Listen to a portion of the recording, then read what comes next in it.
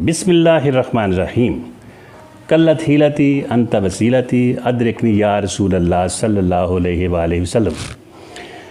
फ़ितरत के पाबंद निबातात व जमादात, मोमन फ़कत अहकाम इलाही का है पाबंद।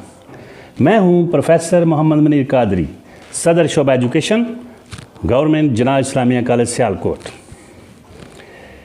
ज़ीवकार नाज़रीन, अल्लाह रब्बुल इज़्ज़त की ताइदात व तौफ़ीक़ात और हजूर सल्लल्लाहु अलैहि वसल्लम के कदूम मैमनतुल लज़ूम के तवस्सुत से आज मैं एक बड़ा अहम मसला, नज़म हर कीमत पर हमारी ज़िंदगी में ज़रूरी है,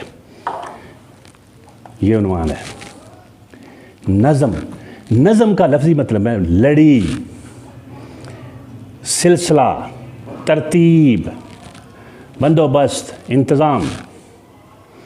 फिर नज़म का मतलब लड़ी में परोना, डोरी में बांधना। किसी भी अदारे की तमाम सरगर्मियों, फ़ालियात और मशागल को, अदारे से मराद है ख़ानदान, घर या कोई भी अदारा, कंपनी या मुल्क, उसकी तमाम सरगर्मियों को मुजव्वज़ा असूल व कवानीन, कवायद व ज़वाबत और असूल व कवानीन के ऐन मुताबिक सख्ती के साथ तरतीब देकर चलाना, लागू करना, नाफिज करना।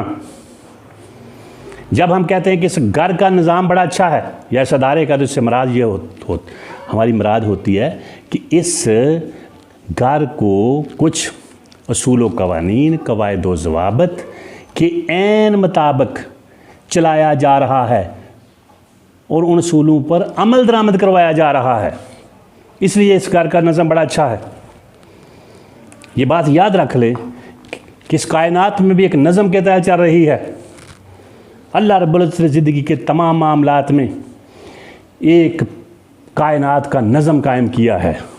अगर कायनात का नज़म टूट जाए तो ये कायनात तबाह बर्बाद हो जाए। इस तरह हर इंसान के लिए भी नज़म ज़रूरी है।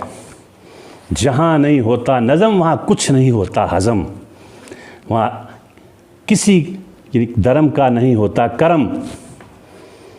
और अगर बल्कि इंसान हो जाता है बेशर्म, तो नज़म बहुत ज़रूरी है। नज़म क्या है? Discipline is doing what you know needs to be done even when you don't want to do it. कि वो जो काम करना इंतहाई ज़रूरी है उसको जानना और फिर हर सूरत करना, हाँ आप चाहते हूँ या ना चाहते हूँ। यह है नज़म।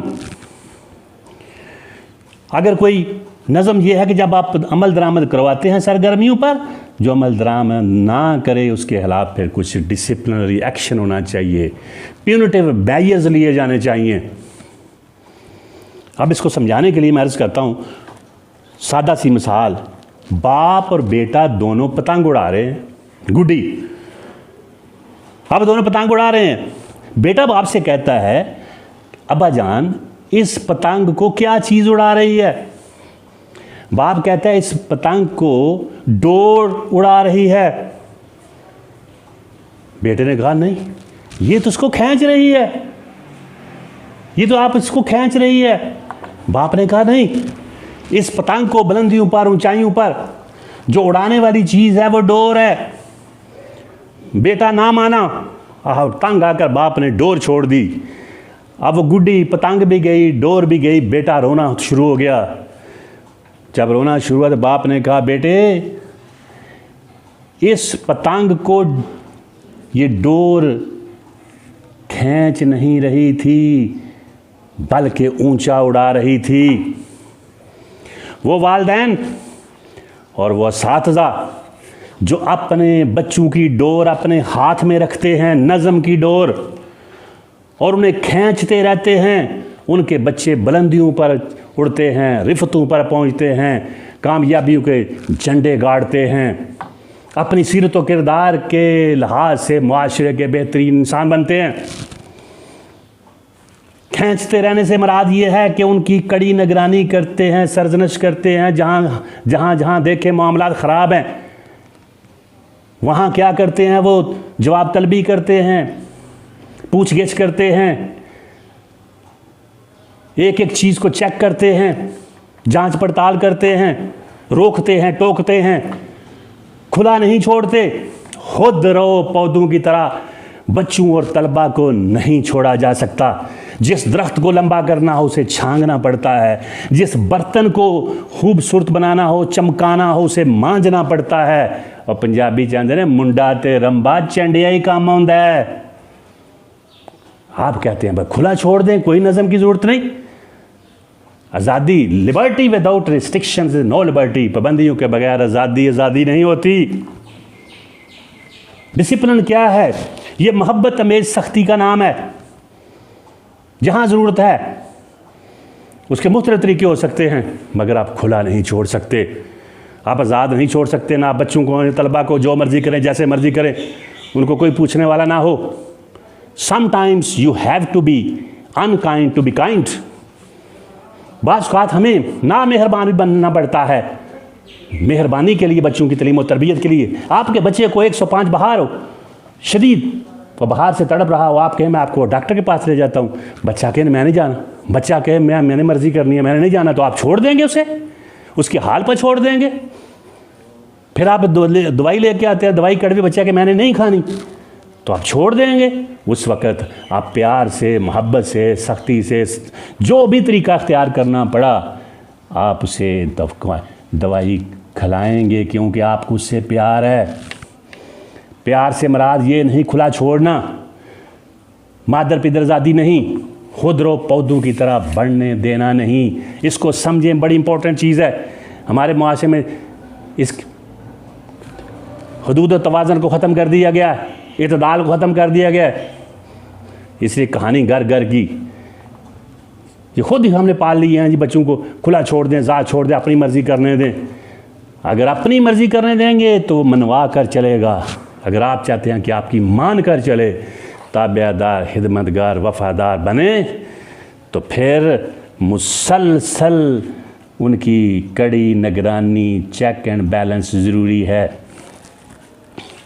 अब गौर करें ज़रा, आज़ादी ख्वाहिशात के मुताबिक जीने का नाम नहीं, बल्कि ख्वाहिशात पर काबू पाने का नाम है। खुद नज़मी खुशी को बर्बाद नहीं करती, बल्कि खुशी को जन्म देती है।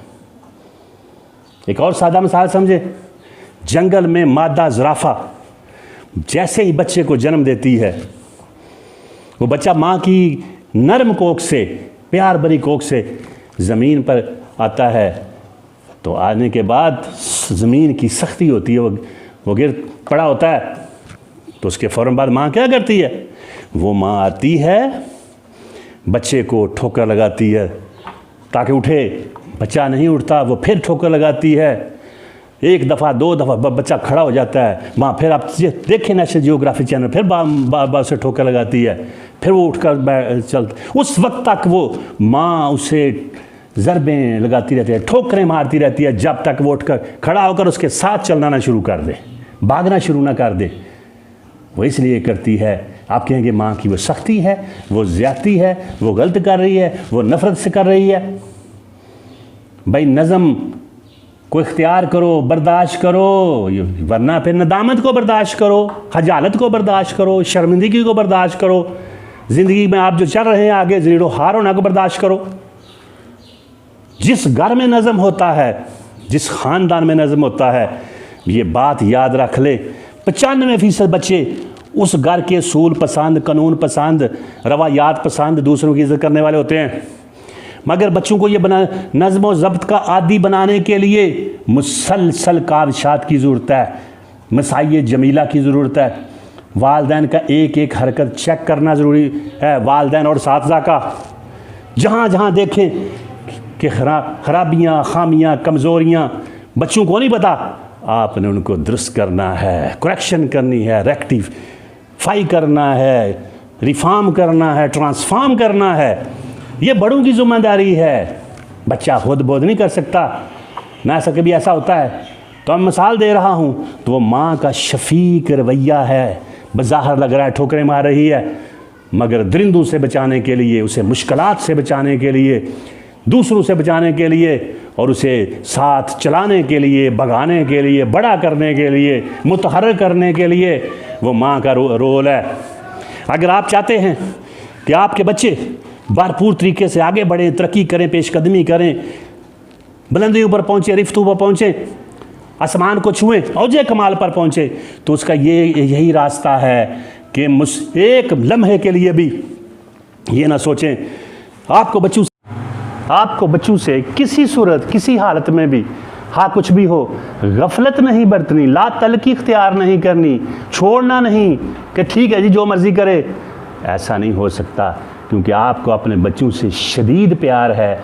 अगर शदीद प्यार है तो फिर प्यार में साथ साथ आपको नज़म रखना पड़ेगा, तभी आपके बच्चे आपकी तवक्कुआत के मुताबिक, अगर आपकी तवज्जुहात होंगी तो आपकी उम्मीदों और तवक्कुआत पर पूरे उतरेंगे। हो सदाकत के लिए जिस दिल में मरने की तड़प, पहले अपने पैकरे खाकी में जान पैदा करे और फूंक डाले ये ज़मीन व आसमान मुस्तार, और खाकस्तर से आप अपना जहां पैदा करें। Be realist and always do love yourself and do love what you do. वमा तौफीकी इल्ला बिल्ला।